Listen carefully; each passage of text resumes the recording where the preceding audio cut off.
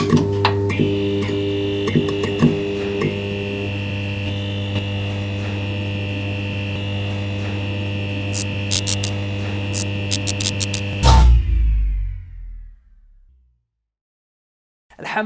wassalatu wassalamu ala rasulillah, amma ba'd, assalamu alaikum wa rahmatullahi wa barakatuh. Brothers and sisters, so college and school just started off at the beginning of this week, and so I'm making this video for all the young brothers and sisters going back to college and school. And the reason I'm making it is because the first week back, always happens to be a fitna.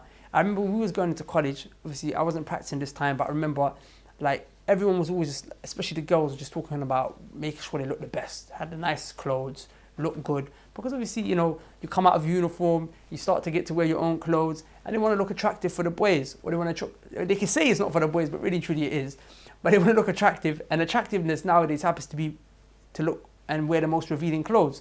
So that ends up being a fitna. And the boys also are out there for the girls, so they want to make sure they got the sickest shape up, they got the fresh garms, everything, because they're also trying to obviously attract the girls. So there's a lot of fitna, a lot of high, you know, desires, and everyone's roasting, yeah? So that's a problem. And then there's some of you who may not even be coming there with the mindset of, oh, I'm trying to look good, I'm thinking of a guy, I'm thinking of a girl. No, you just might be a poor innocent brother who just, you know, you're trying to practice. You know, Ramadan was not too long ago, your iman was a bit high, you said this summer you're going to change your life, but you go back to school and everyone just, like, there's fitna, all these girls are just all around you, and, you know, they look attractive, they're wearing revealing clothes, and you want to control your desires. And the same for the sisters, you know, you got boys all around you, you don't want to be with no guys. So how do you protect yourself? So I'm going to offer a hadith to you guys that presents two solutions. This is for my young brothers and sisters who've just gone back to college and they've just gone back to school, okay?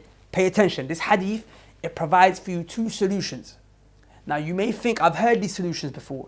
You may think to yourself, you know what, it doesn't work for me, I've tried it. But I want you to listen anyway, because I'm going to present it to you in a way that you may not have heard it before. So there's a hadith of the Prophet ﷺ that's in Bukhari and Muslim, Al-Bukhari and Muslim, narrated by the Sahabi Abdullah ibn Mas'ud. When the Prophet ﷺ, he spoke to the youngsters, and the Prophet said, Ya ma'ashar al-shabab. The Prophet said, oh youngsters, you young people. So the Prophet is talking to the youngsters, so this applies to you guys. The Prophet said, Man istata'a minkum falba'ata falyatazawwaj. The Prophet said, anyone from amongst you, talking to the youngsters, anyone from amongst you who's got the ability, al-ba'ata falyatazawwaj, get married. Get married. Why? The Prophet said, فَإِنَّهُ أَغَضُّ لِلْبَصَرِ. It's going to help you lower your gaze. You're not going to be looking around at the women. You won't need to look around. وَأَحْسَنُ لِلْفَرْجِ. And it will be a fortress for your private parts. Now let's explain this part. We're going to go to the second solution if marriage don't work out for you. But let's just look at what the Prophet is saying. He said, anyone who has al-ba'ata, has ability, فَلْيَتَزَوَّجْ, and let him get married, let her get married. What does ability mean in the Sharia? Brothers and sisters, you can take from it means two things, as the scholars explain. The first thing is physical ability. Physical ability here means like sexual ability. You have the ability to fulfill your spouse's desires, okay? You can't get married and just, you know, not have ability as a man to fulfill his spouse's desires. So it means you have to have hit puberty. Your body has to have developed to a point where you could do that. Is it just desires? And almost you're probably thinking desires is something I don't have to worry about. Ability there is not a problem. But the second thing, it could be a problem, and that is financial. You need to be able to support. You're provided with food, a weekly allowance, shelter, basic necessities. You don't have to go all mad. You just have to be able to provide the basic minimum, brothers and sisters. If you have these two things, then you should get married, brothers and sisters. Some of you may have parents that will help support you, okay? The point is, if you have al-ba'ata, falyatazawwaj, get married. Now, some of you might be thinking, I'm too young, I don't want to get married. No, it's not for me. Brothers and sisters, be careful when you say that. Be very careful when you say that. Because there was a group of people who came to the Prophet ﷺ one time, and for them, they wanted to, you know, because they wanted to worship Allah, like hard. They wanted to worship Him to the extent where they didn't even want to get married. One of them said, I don't even want to get married to no woman. I'm not going to let a woman distract me from our worship to Allah. You know what the Prophet said? He said, to this person, he said, فَمَنْ رَغِبَ عَنْ سُنَّتِي فَلَيْسَ مِنِّي. Anyone who leaves my sunnah, meaning marriage is my sunnah. You say you don't want to get married? If you leave my sunnah, then you're not from me. فَلَيْسَ مِنِّي. Me and you have nothing to do with each other. Marriage is from the sunnah of the Prophet. You need ability to do it, but once you have the ability, you should do it. Otherwise, you're trying to say, I don't want to be with the Prophet. The Prophet said, I don't want to have nothing to do with someone who leaves my sunnah. You don't want to get married, and there are certain legislational excuses, there are certain religious other excuses that you can have to not get married, okay, which are beyond the scope of this video.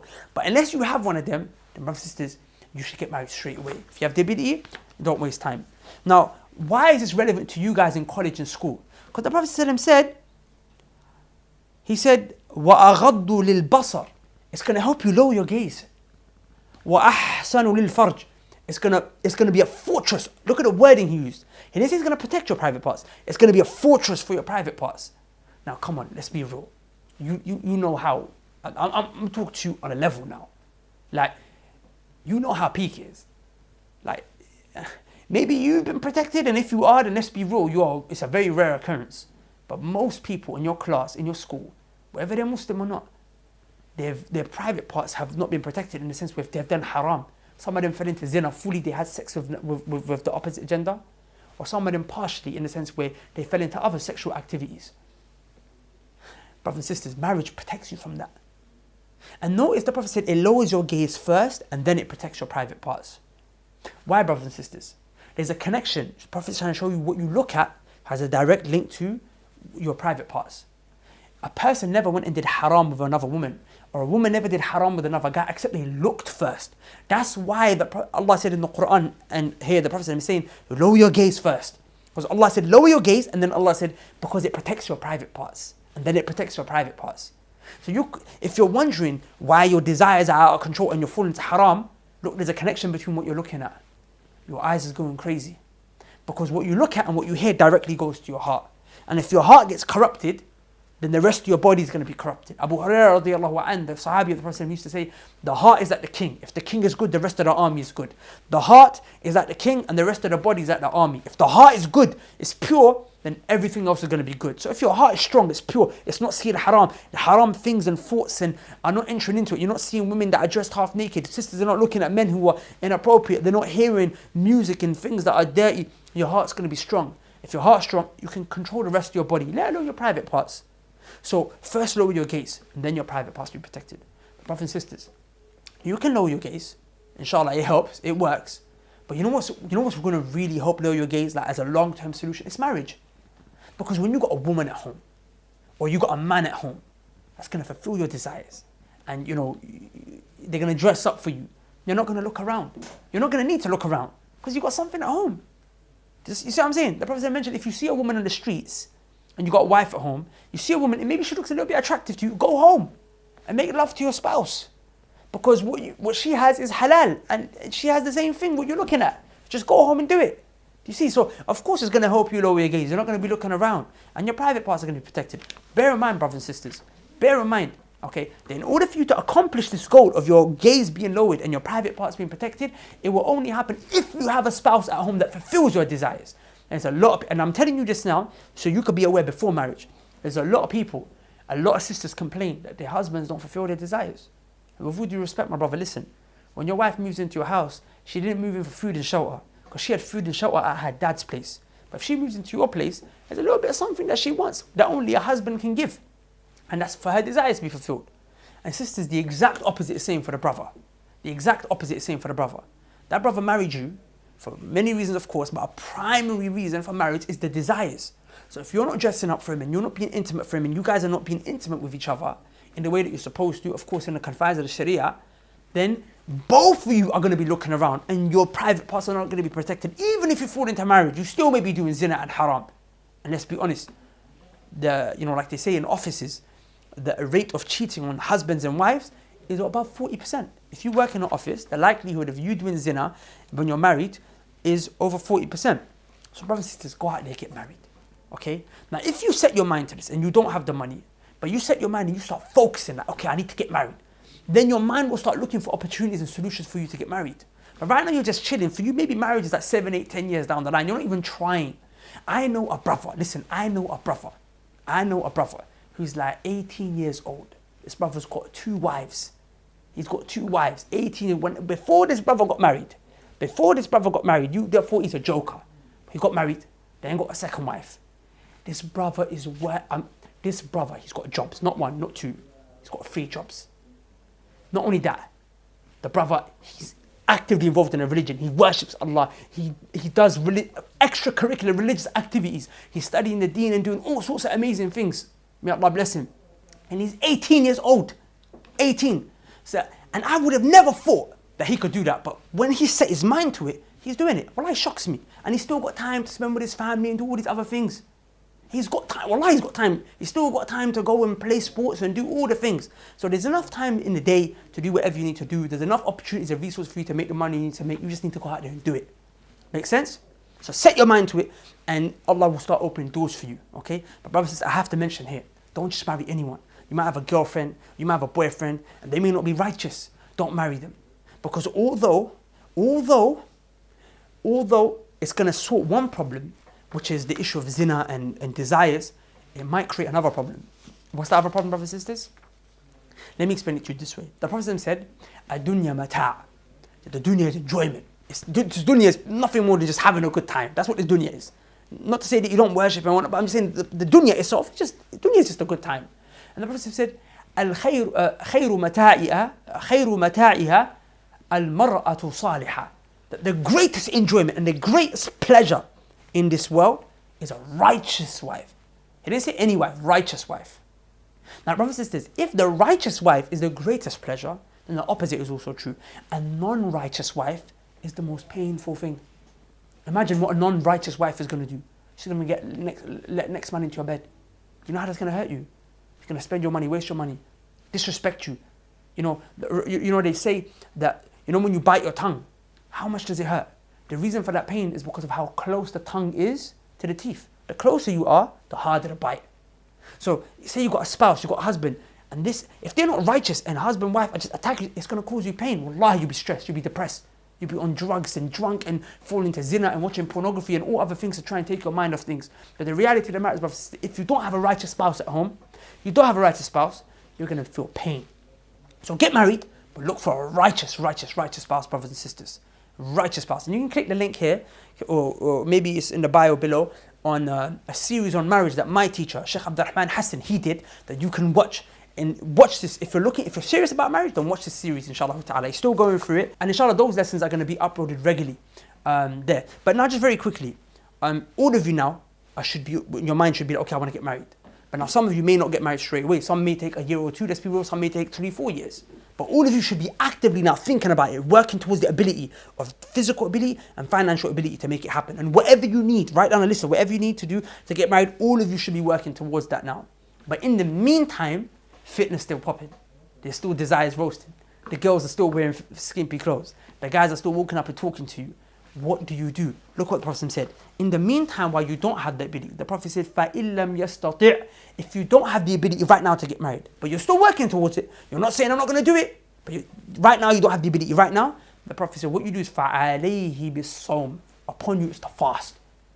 Fast. Like when you fast in Ramadan, fast right now as well. Why?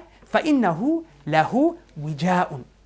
Because fasting is a wija. Now I'm going to explain this in a second. Because it's very deep. But I just want to mention for a second, brothers and sisters, yeah? I want to mention a point.